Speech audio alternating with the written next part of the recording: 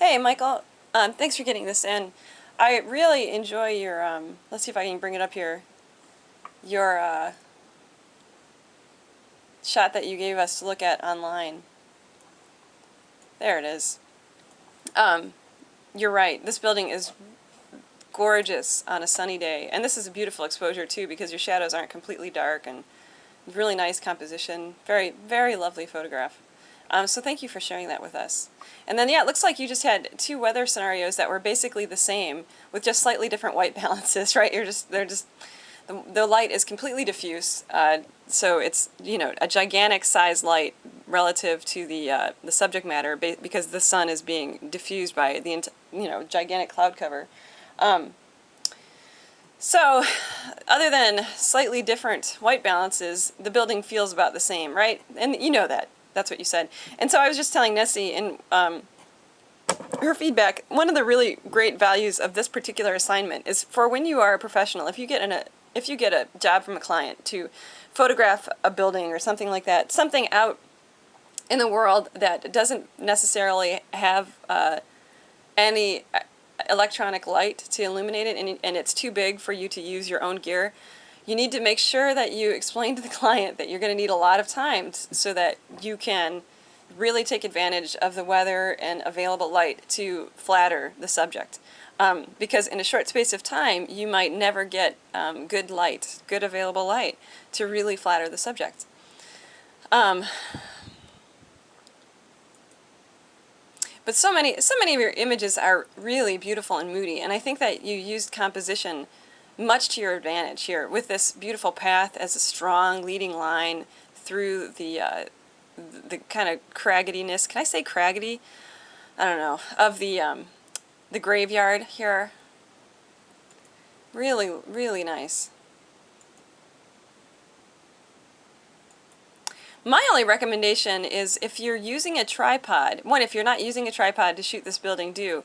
And if you're using a tripod, use the level on the tripod or get a tripod that has a level, because a lot of these images are a little wonky because the church isn't standing up straight, and for a building we really expect it to be. Here, I'll show you down at your last shot. Is this it? Yeah. See how it's, like if I make a straight line here, let's do this. There's, that this is kind of leaning away from my straight line. Does that make sense? Like this just isn't quite right. Almost, the thing is, it almost is. No, it's not, because we would expect this line to intersect with the door, and it's just not. It's kind of off. So it's entirely possible that the building is so old that it's on an angle, but it feels strange in a lot of the images. And it's just a viewer thing. You might really like it, but typically viewers expect buildings to be quite perpendicular to the ground. And this gives the viewer a feeling of comfort, because the building is stable and everything is as it should be. And so in a lot of these images, this one too, like it's just kind of off at an angle. And I know it probably sounds like I'm splitting hairs, but I do think it's important to pay really close attention to the stability of your subject matter, the apparent stability of your subject matter here, like it's shooting off at this angle right here too. So you really want to make sure, depending on the nature of the subject matter, that it sits in space as it should sit. I'm finding something, I'm looking for something to talk about, because we can't really talk much about the lighting, because it wasn't, you didn't have enough time to wait around for the right kind of light for this assignment. But I know that you can do it based on this image, so thank you so much. So that's what I'm just looking for something to talk about right now. The compositions are really beautiful, and I mean you did such a good job choosing a situation that was going to compose itself beautifully for you. And I think that the reds are kind of popping out pretty nicely, considering the quality of the light, like that gray-blue quality of the light. I mean, yeah, those reds look beautiful, really. Okay, well, so that's my feedback.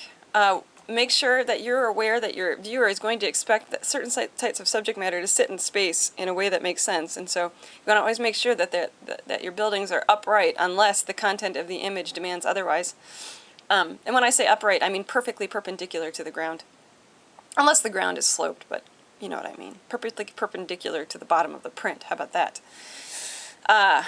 Anyways, nice job here considering the weather you had to work with, and I will see you in the next assignment.